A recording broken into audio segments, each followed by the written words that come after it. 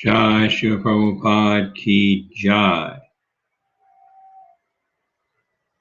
Nama Om Vishnupadaya Krishna Prasthaya Bhutale Srimate Bhakti Vedanta Swaminiti Namane Namaste Saraswati Deve Gauravani Pracharine Nirvisesha Sunyavadi Paschata Desatarne Jai Shri Krishna Chaitanya Prabhu Nityananda Shri Advaita Gadadhar Shivasadi Gaura Bhaktarinda Hare Krishna Krishna Krishna Hare Hare Hare Rama Rama Rama Hare Hare Mukam Karoti Vachalam Pangam Langayate Girim Yat Kripa Tamaham Vande Shri Gurum Dinatarinam.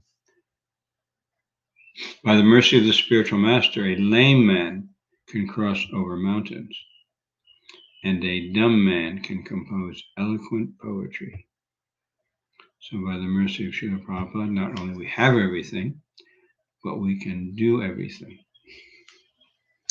Now, we're going to see where Arjuna's at right now. He's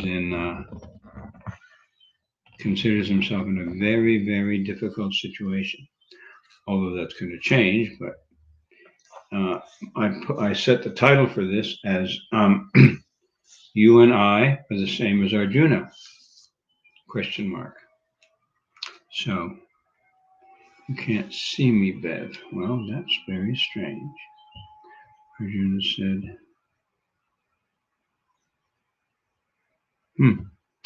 all right. Same as last time then. Arjuna said if we had the Zoom camera set up, working, then you'd be able to see me. And that's unfortunate. It's not working, so I have to sort that out for next time. I hope you don't mind just hearing. It's better to be able to see me, but I'm not sure why that's happening. I'm not going to even go there.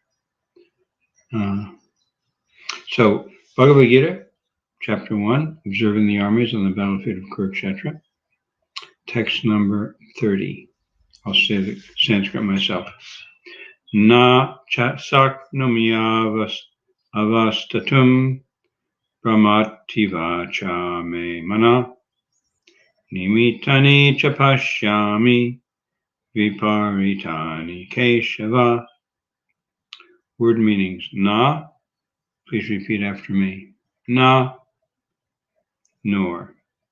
Cha, also. Shaknomi, am I able? Avastatum, to stay.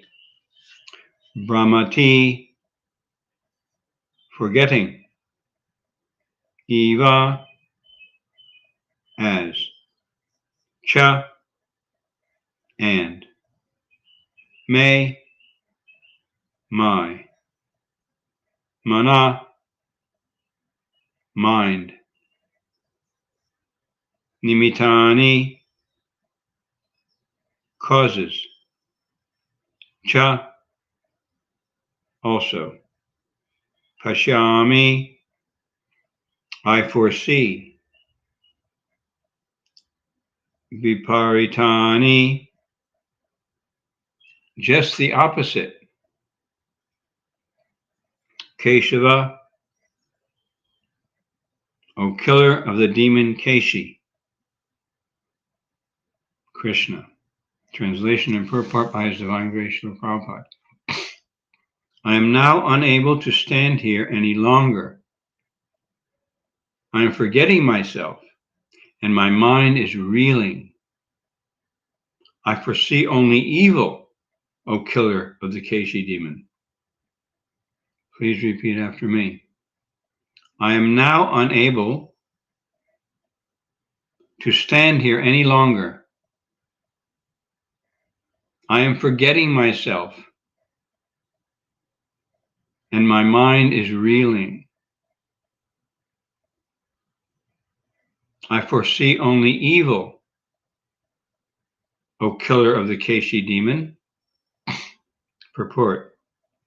Due to his impatience, Arjuna was able to stay on the battlefield. Was unable to stay on the battlefield, He was unable to stay on the battlefield. And he was forgetting himself on account of the weakness of his mind. Excessive attachment for material things puts a man in a bewildering condition of existence. Bhayam dvitiya viniveshata. Such fearfulness and loss of mental equilibrium takes place in persons who are too affected by material conditions. Arjuna envisioned only unhappiness in the battlefield. He would not be happy even by gaining victory over the foe. The word nimitta is significant. When a man sees only frustration in his expectations, he thinks, why am I here? Everyone is interested in himself and his own welfare. No one is interested in the Supreme Self. Arjuna is supposed to show disregard for self-interest by submission to the will of Krishna, who is everyone's real self-interest.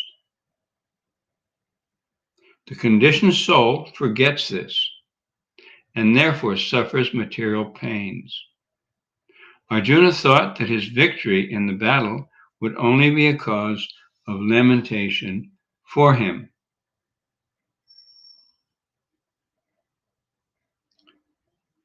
Translation again. I am now unable to stand here any longer. I am forgetting myself, and my mind is reeling. I foresee only evil, O killer of the Keshi demon. So, by Srila Prabhupada's mercy, we can go deeply into every single verse because there's volumes, oceans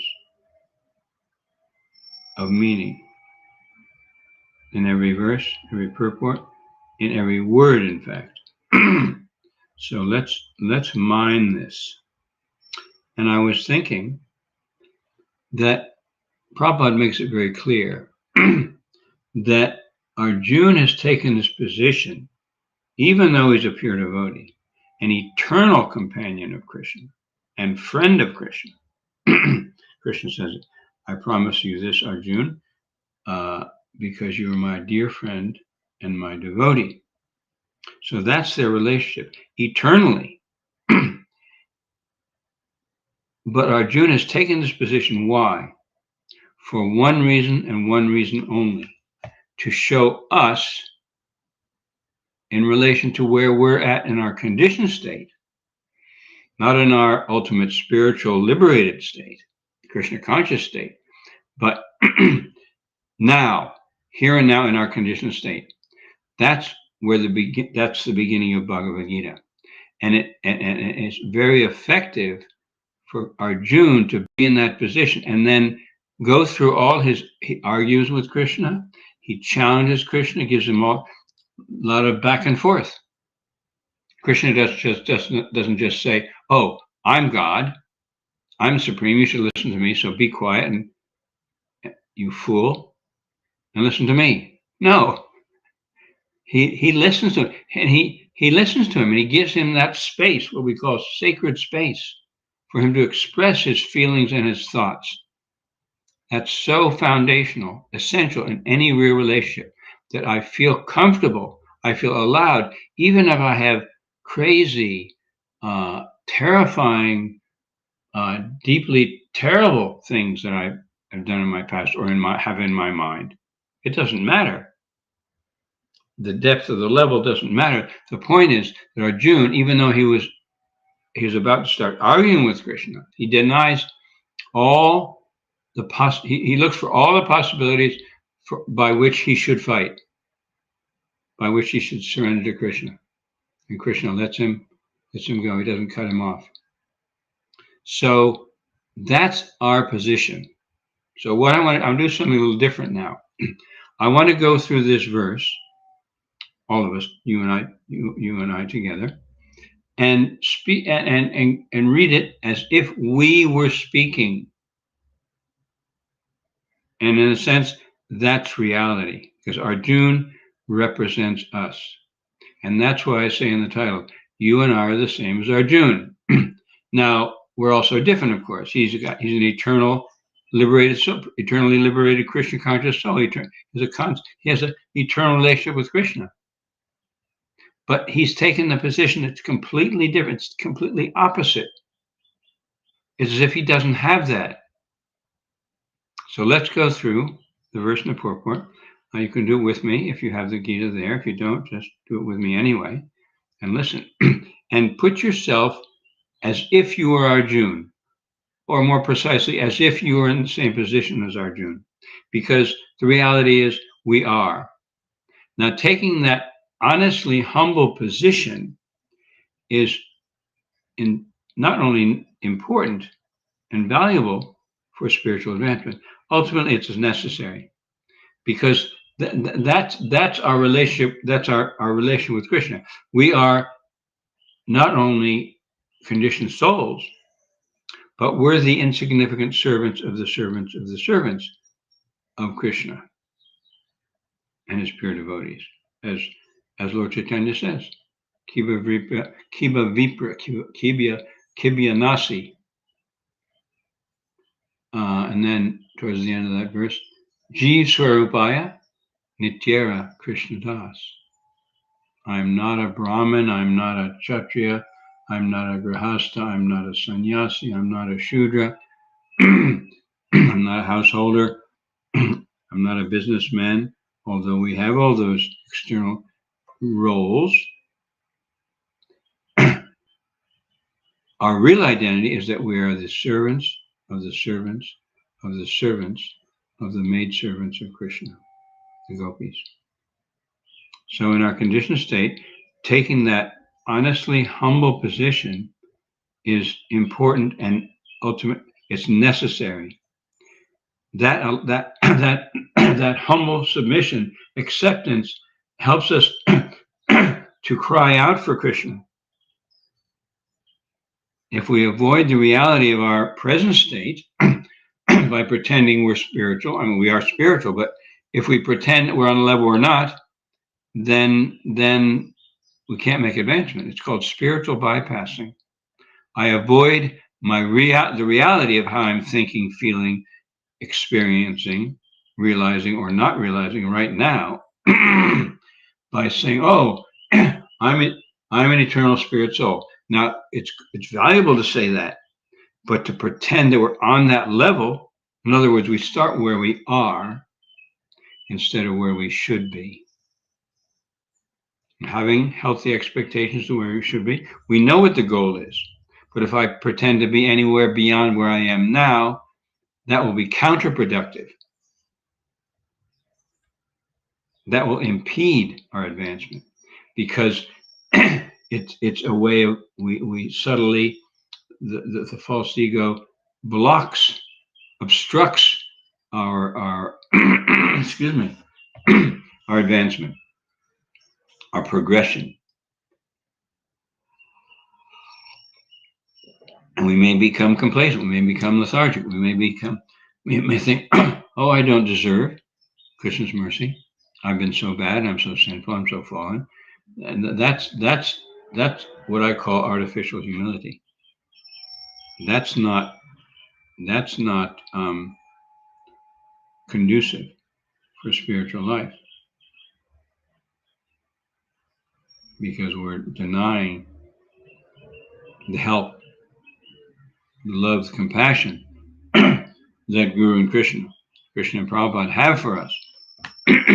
So let's even if we have to pretend, we take that humble position, then we can cry out in desperation, as as Prabhupada says, chanting is like the crying of the child for the Supreme Lord, for Krishna.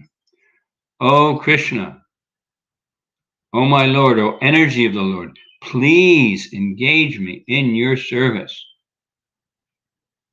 I'm so fallen and deviant.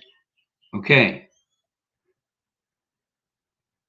let's open ourselves to the reality, the harsh reality of where we're really at right now, instead of worrying about where we should be or where we're not. So let's read this in the first person and read it or hear it as if you are speaking it, as if you are speaking it. In that sense, we can do this because Arjuna has taken our position, our level, for our benefit. So let's take full advantage. And this is another way to do it. Let's read this verse and many other verses when Arjuna, many of these verses we could speak ourselves to Krishna.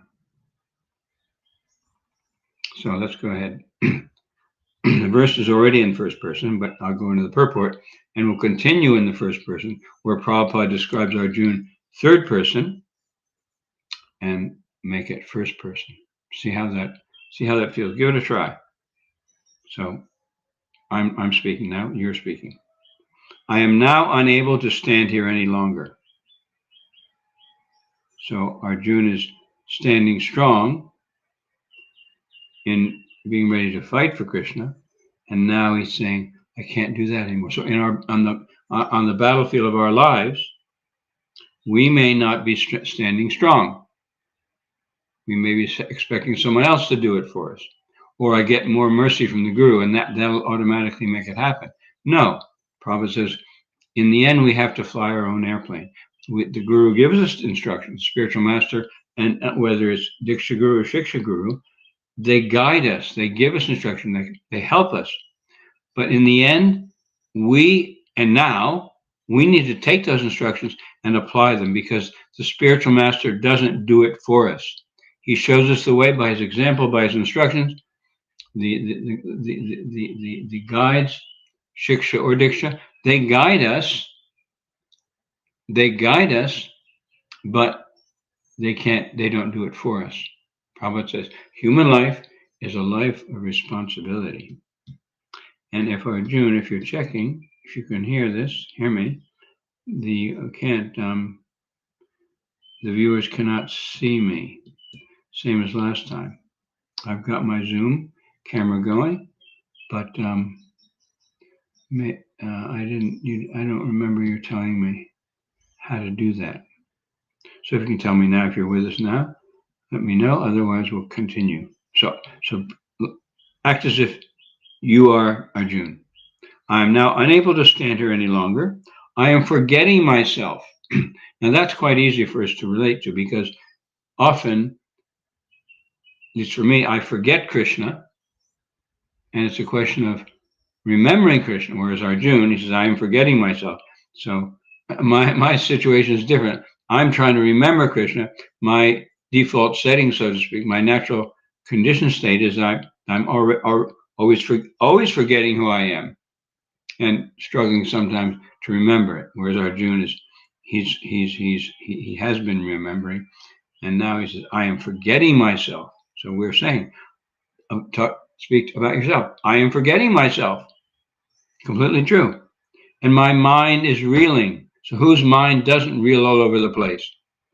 I know when I chant japa, my mind takes it as an opportunity for a thinking festival. Think about everything else except hearing the sound of Krishna's name. Hare Krishna, Hare Krishna, Krishna Krishna, Hare Hare, Hare Rama, Hare Rama, Rama Rama, Hare Hare. My mind is reeling. My mind is going all over the universe except Krishna. So that's what it's fighting against me. The materialistic mind, as Krishna says in Bhagavad Gita, is the greatest enemy.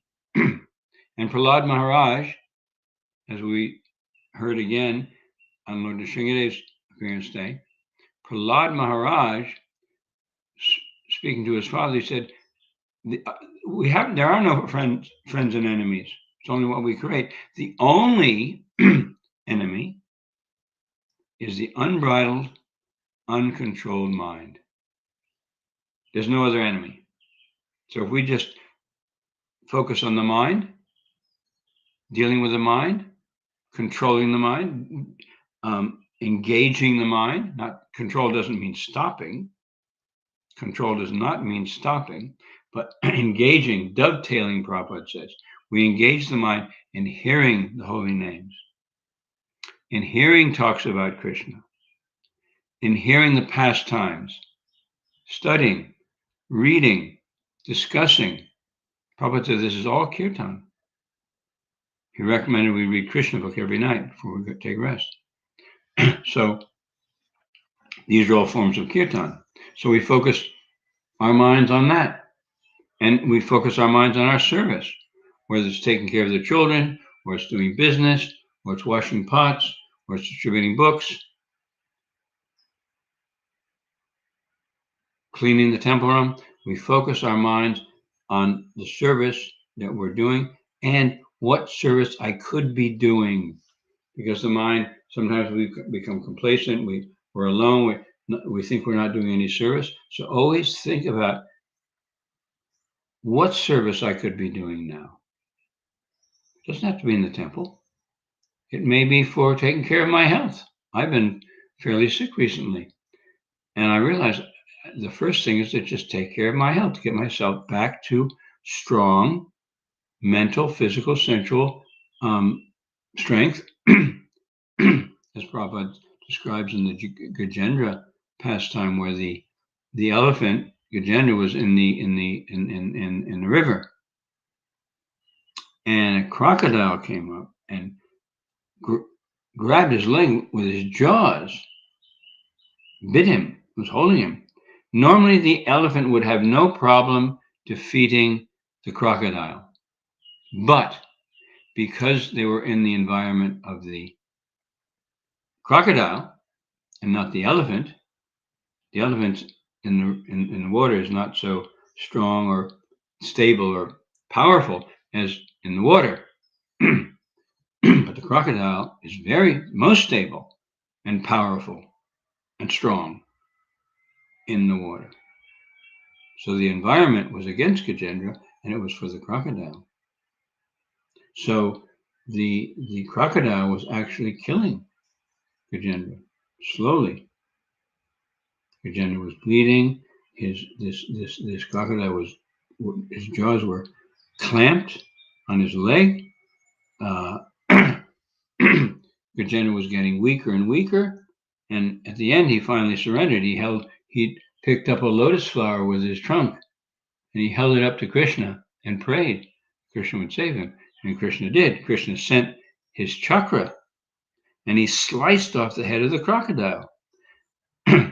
So ultimately, not ultimately, but that's the answer to our problems. At the same time, Prabhupada says in the purport that if one has to make sure he's in a suitable condition and situation materially that will be most conducive for his or her own service. Now, that may be different for everyone. Some people are already very renounced and they can live very simply. Some people are used to a more opulent, comfortable lifestyle. Now, we don't want to be extravagant or just have a nice place to live or whatever, and beautiful car, just to enjoy, but we need to be comfortable. And Prabhupada said, he uses that description, that we should be in a position where we are physically, mentally, sensually strong, so that we're in a position able to fight Maya. We can deal with the challenges, with the stuff that happens, stuff is always happening. It's the material world, it's the nature of it. But if we make sure that our health is good, Prabhupada, for so many times he would sign his letters, hoping this meets you in good health.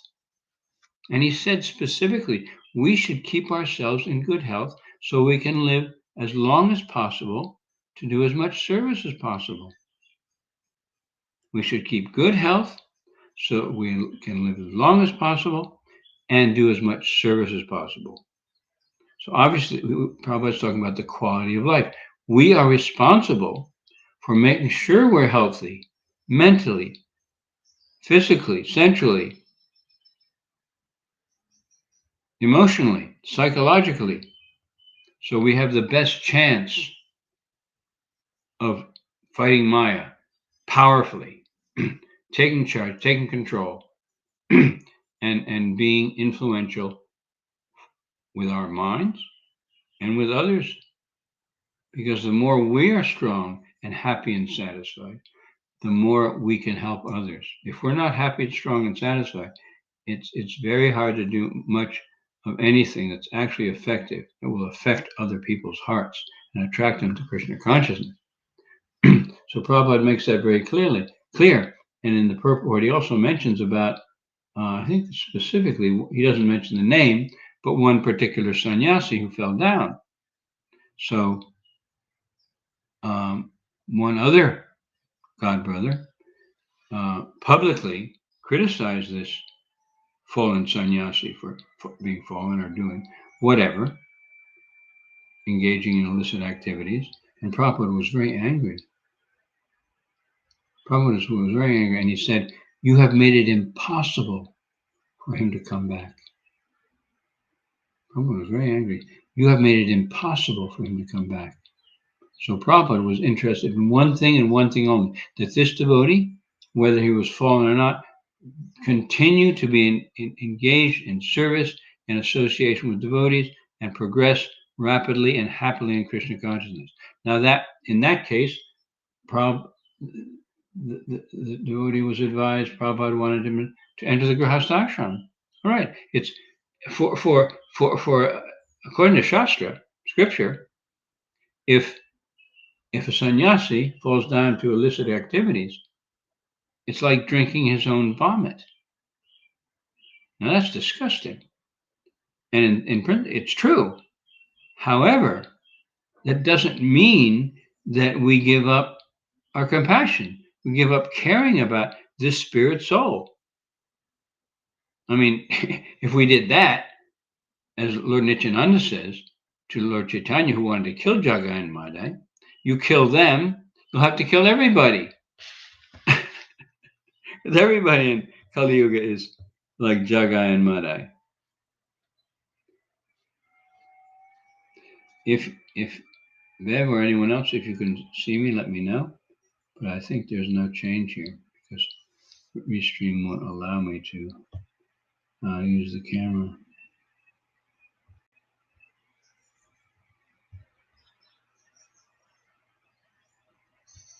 No, we won't do that. All right, we'll leave that. So it's very important that we position ourselves. We mold our lives in such a way, as Prabhupada says, that we can always think about Krishna. If we're thinking about this anxiety or fulfilling this need, I'm not comfortable, it's too cold, I don't have enough heat. The weather's getting colder now here in New Zealand. Then it becomes a distraction, a disturbance. Even though we have the perfect, still the same. Thanks, Bev. Thanks for your attention. It's very encouraging.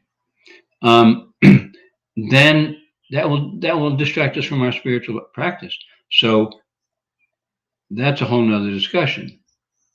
So excuse me. So we need to situate ourselves, and that may be difficult because we may not think that we deserve comfortable position, not extravagant or overly opulent, but Krishna wants us to be comfortable, as Prabhupada says clearly in that Gajendra pastime purport, to be situated comfortably so that we can progress, build on that. Now, in order to create that situation and maintain that situation, that requires mode of goodness. So so by our practice, by following the instructions, as Prabhupada says in the preface to the Nectar of Instruction, we become situated in Sattva Gun, mode of goodness, by following the instructions of the six Goswamis, especially Rupa Goswami in Nectar of Instruction, for example, or Bhakti Rasamrita Sindhu, Nectar of Devotion, or Bhagavad Gita. Prabhupada's also one of the Goswamis, transcendentally. So we situate ourselves properly, and then we have strength. We have enthusiasm. So let's continue to situate ourselves properly in our mentality, and therefore become eligible by humbling ourselves, by calling out to Krishna in a desperate mood.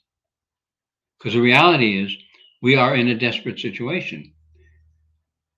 Whatever level of Maya we accept influences us to think we're comfortable.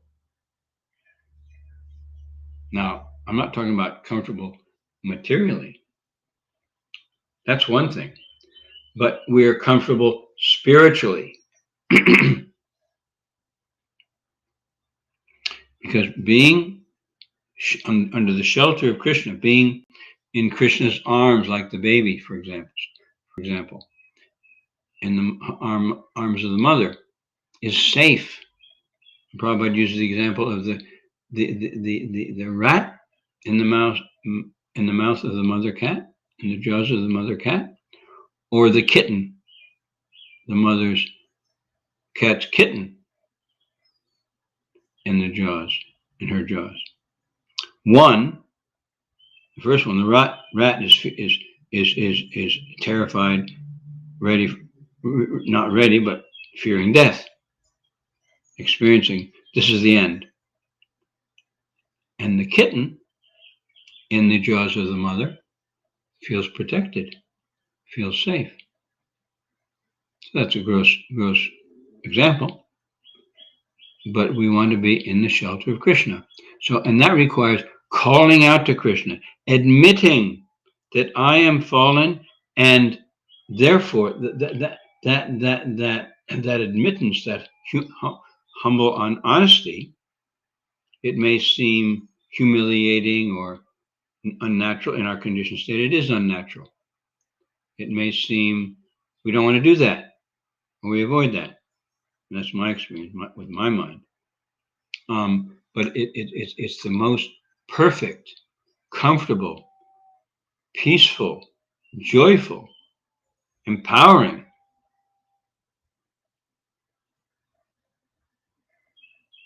situation, position. So we want to call out for Krishna. So that humble mood, and that's one reason I'm going through this using first person. So let's continue in the purport. Or did I finish? Either way, I foresee only evil, O killer of the Keshi demon. Materially, we see disaster. I mean, it's good to see that because it becomes a negative impetus to surrender. And negative impetus is just as good as a positive impetus. Often the positive impetus is, oh, love for Krishna, I should love Krishna, but shoulds often get in the way. We know the goal. We're not saying we shouldn't love Krishna at all. We're not saying we shouldn't love Krishna. But if I put this artificial expectation on myself that I should be somewhere where I'm not, if we jump very high, we have to come back down again if it's artificial. What goes up must come down. So going up spiritually by calling out, crying for, Prabhupada said we should learn to cry for Krishna. And if we're struggling to, and we're acknowledging and accepting our material fallen material condition, and often suffering is a very good impetus for that, for us conditioned souls. Many things points I'm bringing up, and you might want to ask about any of those now or later in the chat. So let's go through the purport using as much as possible first person, as if I am speaking. Due to my impatience, I am unable to stay on the battlefield. I'm replacing Arjuna with myself. Due to my impatience, Arjuna, I'm unable to stay on the battlefield, and I'm forgetting myself on account of the weakness of my mind. You get it? I'm replacing Arjuna with myself because that's why Arjuna has accepted that position, so we can relate and understand and get more clear about where we're really at now in our conditioned state. Excessive attachment for material things puts me in a bewildering condition of existence. Such fearfulness and loss of mental equilibrium take place in me, who am too affected by material conditions. Can you relate? I envision only unhappiness on the battlefield of my life. I'm adjusting a little for our present situation. I will not be happy even by gaining victory over my foes. So Arjuna's convinced he won't be happy by engaging in service to Krishna. And therefore, well, to bring it back to the first person, I think I won't be happy if I make my goal in my daily battle of life, Krishna, I think I won't be happy. Even I'm successful. The word nimitta is significant. When I see only frustration in my expectations, I think, why am I here? People become desperate. People take to drugs, alcohol, become workaholic or sexaholic or whatever. Because they don't taste, experience any real happiness. They want to escape through some substance abuse, or some people become so discouraged and so despairing, they try to escape by finishing their lives, killing the body. You know that the youth suicide rate in the last few years, and I think especially with the COVID pandemic, has increased. The rate of youth suicide, not just generally over the past years, but especially in the very recent history. People are escaping, they think they're escaping by killing the body. When I see only frustration in my expectations, I think, why am I here? I want to get out. I am interested in myself and my own welfare. I'm not interested in the Supreme Self. I'm supposed to show disregard for self-interest by submission to the will of Krishna, who is everyone, who is our real self-interest.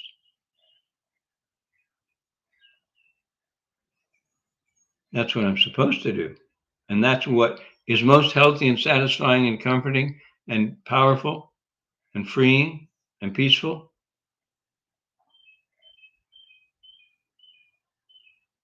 And able to show disregard for self-interest. I, the conditioned soul, forget this, and therefore I suffer material pains. Because of my forgetfulness, I suffer material pains. I am thinking that my victory in the battle of life would only be a cause of lamentation for me. So if I'm struggling in my life, and even if I'm successful, what's the use? Why am I here? Better just run away, not even think about it. Escape into the oblivion of forgetfulness. Krishna says, I am the source of knowledge, remembrance, and forgetfulness. So that's, Krishna is giving that to us. But we take that either to pretend that we are God, or we can become God, or to run away from the terrible suffering because we're not willing to face the reality, really look at and understand the cause of our suffering. And ultimately, we are that cause. We have met the enemy, and he is us. So if you want to make any comments or questions about those points, I've said a lot, and maybe I've said things that don't make sense or aren't clear. Sometimes I do that. So I may understand something that then I expect everyone else to understand.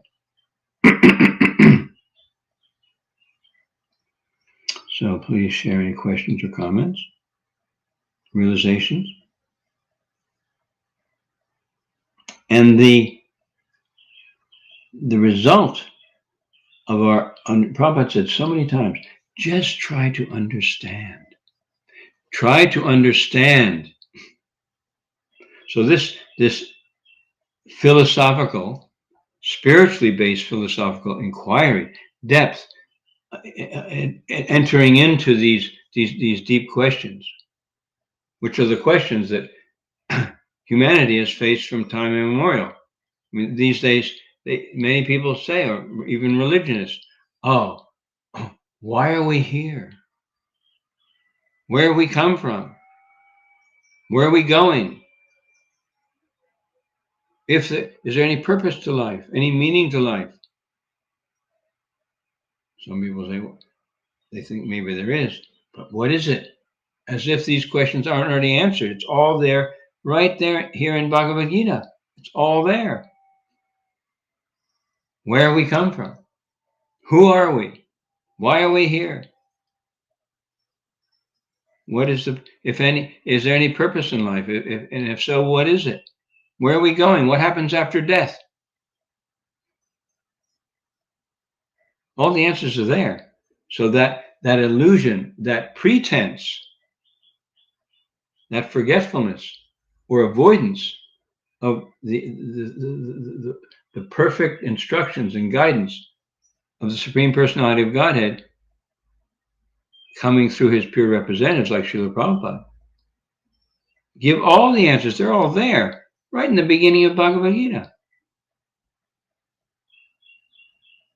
Not rocket science, but it takes a very serious person. And people are so much, as Prabhupada says in the purport,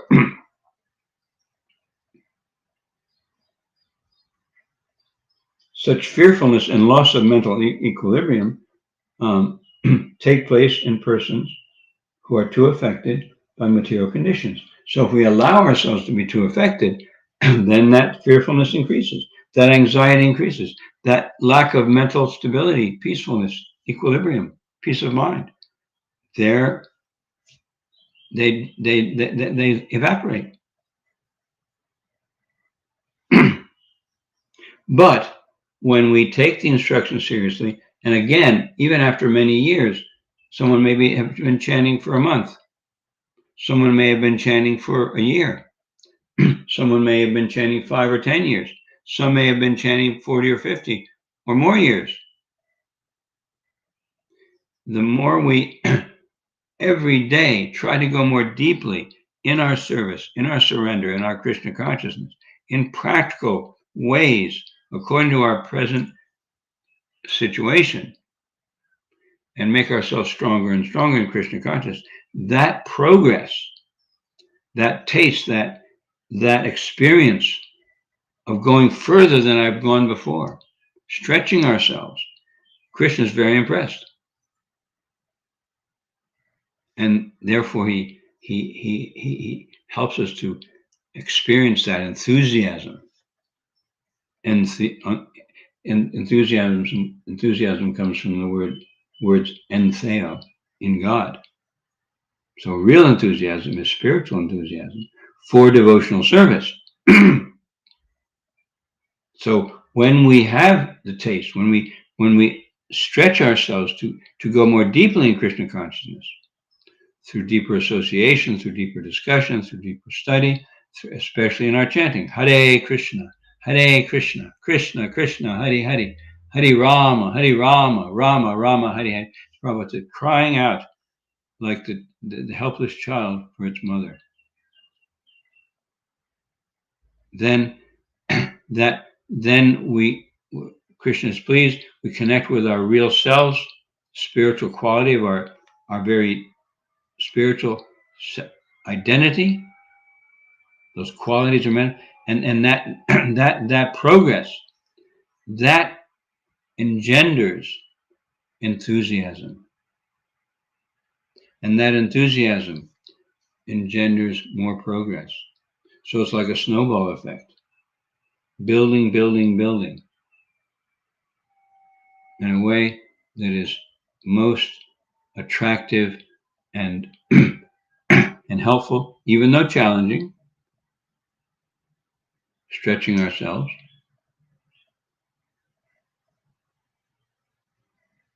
Is very pleasing to Krishna. Krishna says, as they surrender unto me, I reward them accordingly. So association is essential, because if we associate with other devotees who are more advanced, as advised in Nectar of Devotion, we should always associate with more advanced devotees. Not that we don't associate with anyone else, but we should search out that enthusiastic, encouraging, caring, competent, and confidential association that inspires us, and that's like an infection. That's like a virus, spiritual infection. We become infected with that enthusiasm also. So essential. Association. That's one of the qualities, hallmarks of a Vaishnava. Always associates with like-minded, enthusiastic, encouraging, caring, supportive devotees. And that we become more inspired, we become more enthusiastic ourselves. We take that. What's the next step? With that strength, with that enthusiasm, what's the next step I can take in my spiritual life? Because every time we take a step, even we've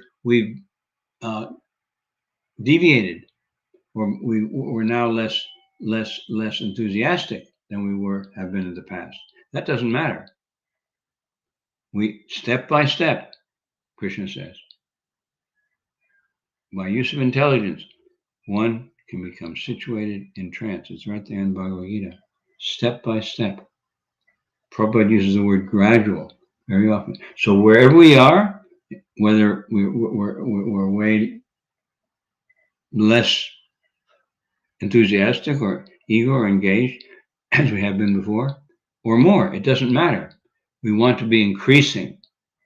And what you can look at what is one thing that if you adjusted or changed or added to your life, not something big, something that's realistic, and we create SMART goals. This is a professional, corporate, managerial method, which is ultimately a spiritual method. We create a goal which is specific.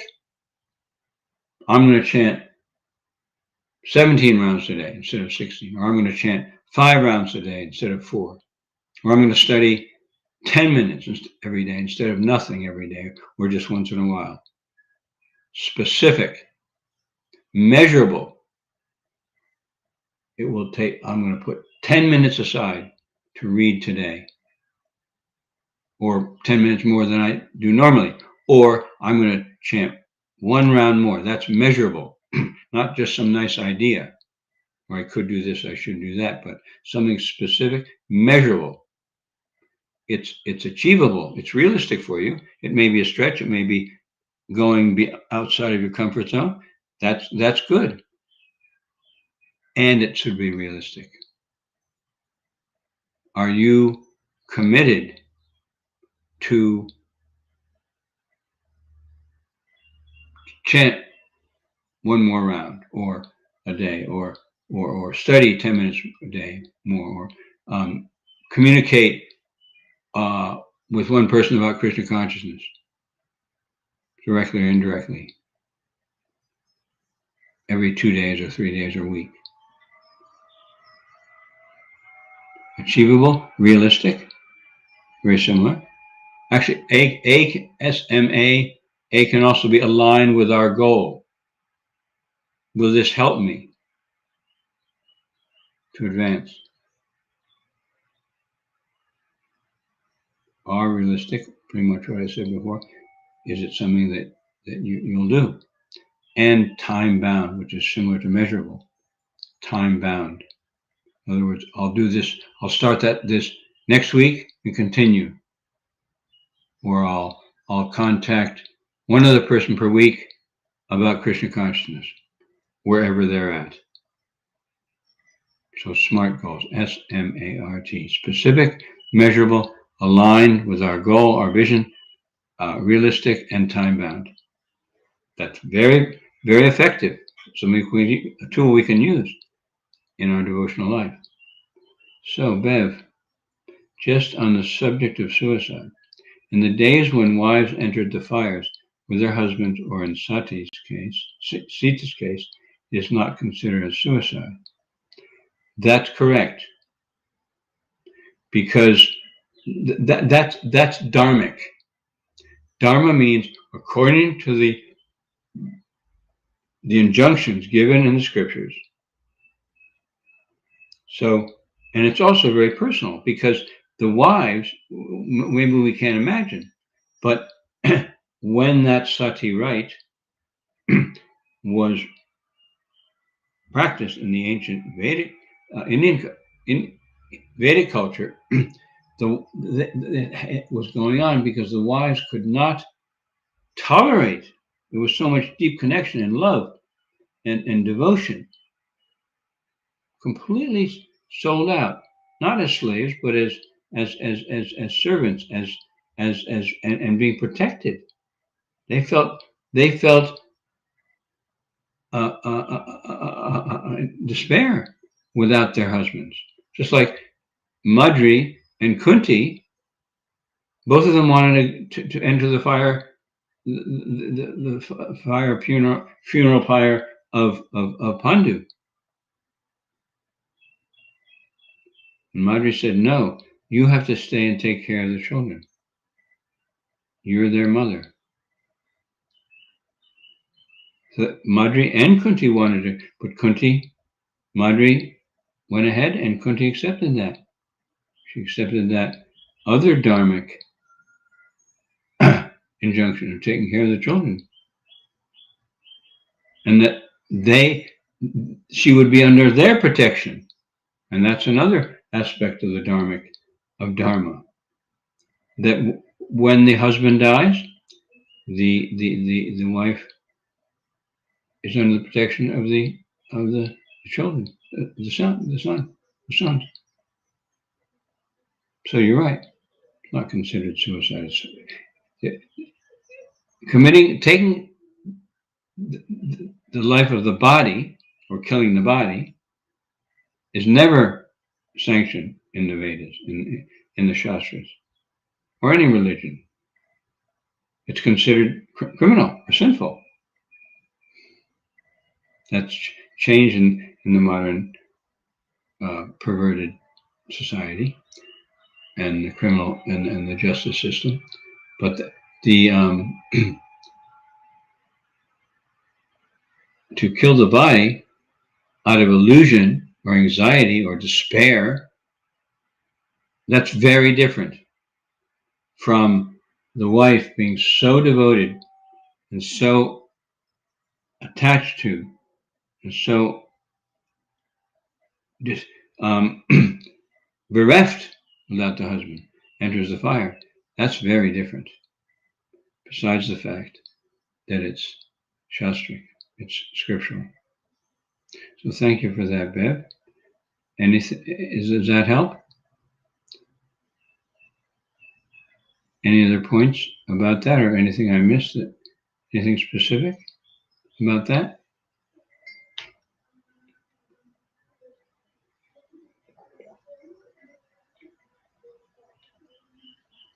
Okay, for anyone who watches this later, thank you, Bev.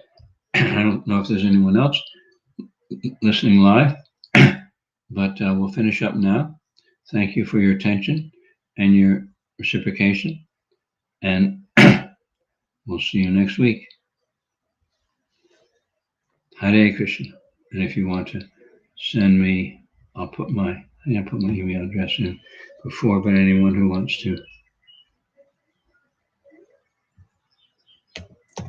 continue discussion or questioning can contact me by email. And the other thing is we're having a 5:30 a.m. Morning program, condensed morning program online. I'm in here in Whangarei, so we're doing that online. But if anyone's in Whangarei, they can come in person. Just contact me. If you want to join us any morning, we do it every weekday morning. Not every weekday morning, but Tuesday through Friday. Tuesday, Wednesday, Thursday, Friday. 5:30 till about 6:30 or 7, then we have japa. So please join us if and when you want. Hare Krishna. Srila Prabhupada Ki Jai. All glories to the assembled devotees. Let us now offer our respectful obeisances unto all the Vaishnava devotees of the Lord, who are just like desire trees and can fulfill the desires of everyone, who are full of compassion for the fallen conditioned souls. Panchakalpatariyapscha kripa sindhuvevacha patitanam pavanebhyo vaishnavebhyo namo namaha. Anantakoti Vaishnava Vrinda Ki Jai. Srila Prabhupada Ki Jai. Gaur Premanandi. Hari Hari Bol.